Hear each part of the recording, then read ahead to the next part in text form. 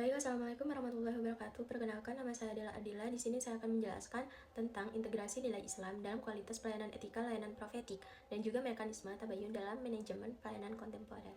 Baik, langsung saja saya akan menjelaskan ke latar belakangnya, di mana persaingan bisnis global menuntut kualitas pelayanan tinggi dalam Islam. Pelayanan bukan hanya strategi bisnis, tetapi juga bentuk ibadah. Integritas nilai Islam menciptakan juga pelayanan yang berkah dan juga adil.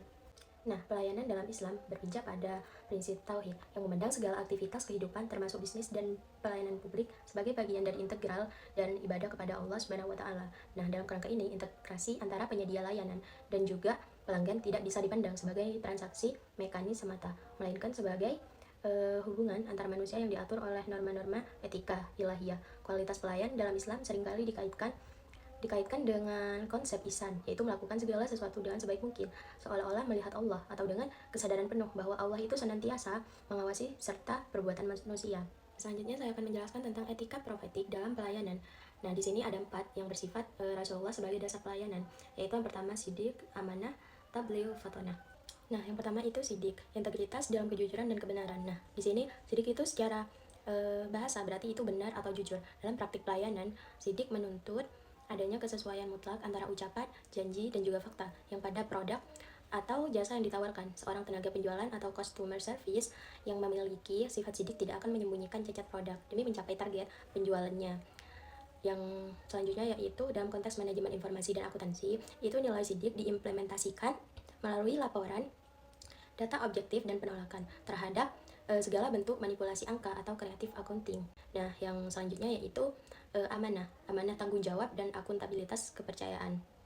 Nah, amanah di sini itu merupakan sifat dapat dipercaya dan juga bertanggung jawab atas setiap tugas atau titipan yang diberikan dalam industri pelayanan. Pelanggan memberikan amanah berupa kepercayaan atas dana kesehatan, data pribadi, atau juga waktu mereka kepada penyedia jasa.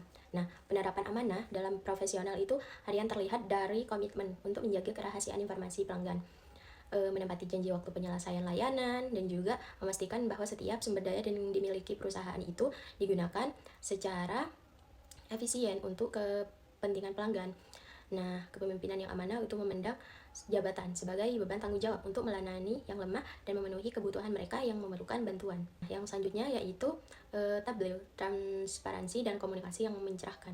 Di mana tabligh itu berarti menyampaikan kan informasi secara benar, lengkap, dan juga terbuka dalam perspektif kualitas layanan. Tabligh diterjemahkan sebagai transparansi informasi mengenai fitur produk dan juga risiko investasi, biaya administrasi, hingga prosedur pengaduan.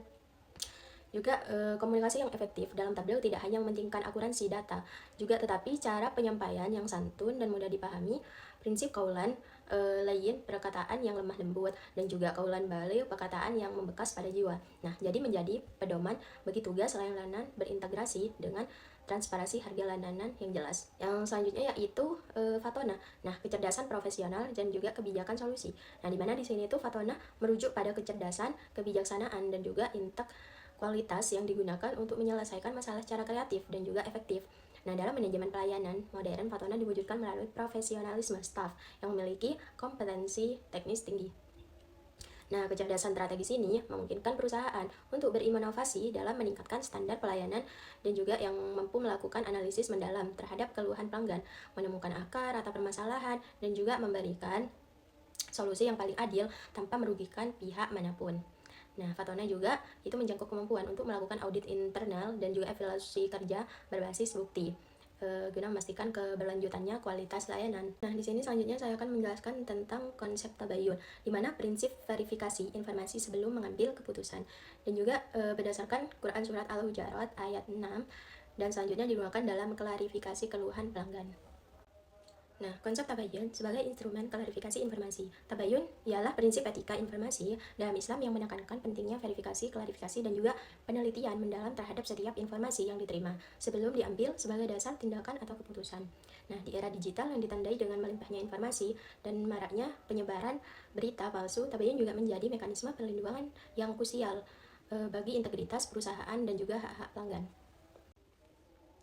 Nah, dasar hukum dan epistemologi tabayun. Di sini prinsip tabayun juga berakar kuat pada Al-Qur'an surah Al-Hujurat ayat 6 yang memerintahkan orang-orang beriman untuk memeriksa dengan teliti berita yang dibawa oleh orang fasik. Secara epistemologis, tabayun juga mengajarkan sikap skeptisisme yang sehat dan hati-hati dalam memproses data guna menghindari keputusan yang salah yang dapat mencelakakan orang lain atau kelompok tertentu. Nah, dan juga mekanisme tabayun dalam manajemen komplain itu implementasi tabayun dalam manajemen keluhan pelanggan. Customer complaint management berfungsi sebagai jembatan untuk mencapai keadilan bagi kedua belah pihak. Dapat disimpulkan dari materi semua di atas itu, integrasi nilai Islam meningkatkan kualitas pelayanan dan juga membangun kepercayaan dan loyalitas pelanggan dan merupakan menciptakan bisnis yang beretika dan berkelanjutan. Sekian, terima kasih dari penjelasan materi di atas. Assalamualaikum warahmatullahi wabarakatuh.